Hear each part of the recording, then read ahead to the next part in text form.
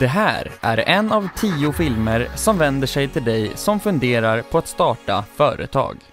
Konkurrenter, det är det bästa som finns.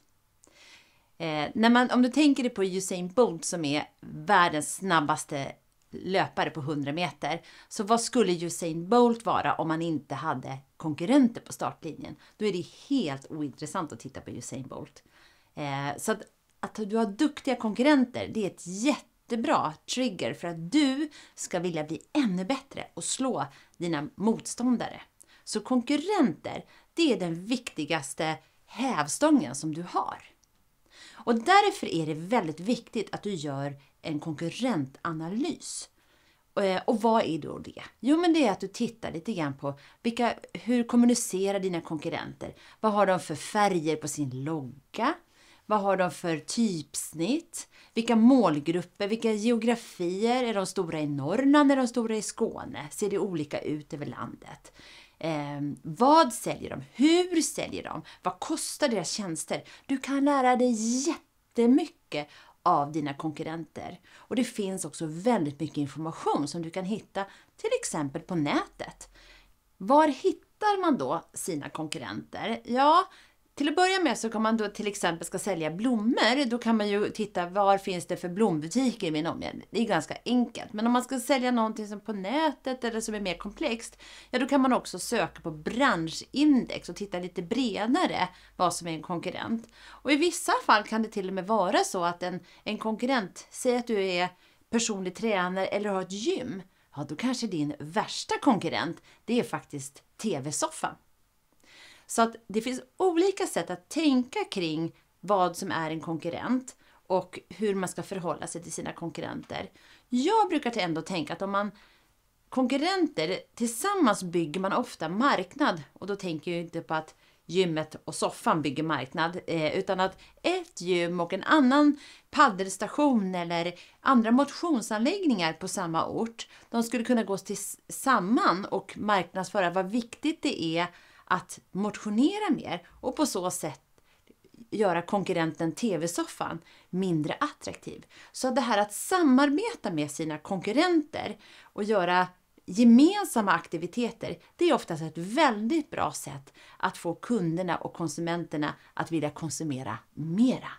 Så konkurrenter kan verkligen vara jättebra samarbetsaktörer i många sammanhang. Jag brukar jobba jättemycket med mina konkurrenter och flera av mina konkurrenter har också blivit väldigt goda vänner. Därför att vi delar ofta samma person för det intresset. Och det är också min bild att väldigt många, om man är till exempel trädgårdsmästare eller snickare eller konstnär, är man besjälad av sin företagsidé, då brukar man också ofta bli väldigt god vän med sina konkurrenter. Och det kan också vara så att om man får ett stort uppdrag att man faktiskt behöver sina konkurrenter för att kunna ta det där större uppdraget. Om man till exempel är egenföretagare och helt plötsligt får ett uppdrag för 3-4 personer. Ja, då kan man behöva sina duktiga konkurrenter som ett komplement för att överhuvudtaget kunna ta det där affären. Så duktiga konkurrenter, det är det bästa du har. Och det är också så att göra konkurrentanalys, då kan du få väldigt mycket information om dina kunder, men också vilken potential som du har. Och har du inga konkurrenter, då är det många som tänker, det var ju bra. Det är en riktig varningsflagg det. Är det så att det inte finns några konkurrenter eller att du säger att du inte har några konkurrenter, då kan det nog vara så att det kan finnas lagar och regler eller någonting som gör att det är en vit fläck på marknaden.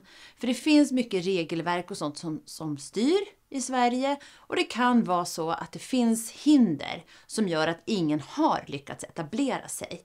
Så saknar du helt konkurrenter, då är det ännu viktigare att du tar reda på vad beror det på. Men har du tur så kan det ju faktiskt vara så att du har identifierat en vit fläck på marknaden och att det faktiskt finns ett behov av dina tjänster, men att du är först ut på marknaden. Och det brukar man kalla för Blue Ocean.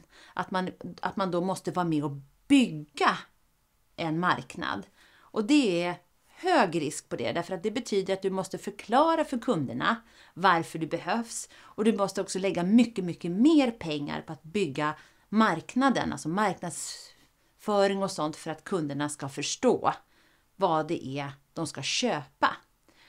Är det en mer mogen marknad och du har mer konkurrenter, ja då har du också kunder som förstår vad det är de ska köpa och hur de ska köpa och sådär.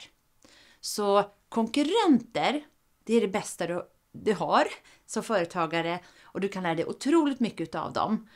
Och är det så att du saknar konkurrenter, då ska du verkligen ta dig en funderare. Så att fundera på vad kan du få ut det bästa och det mesta av dina konkurrenter eller dina kollegor i branschen som jag mycket hellre kallar dem.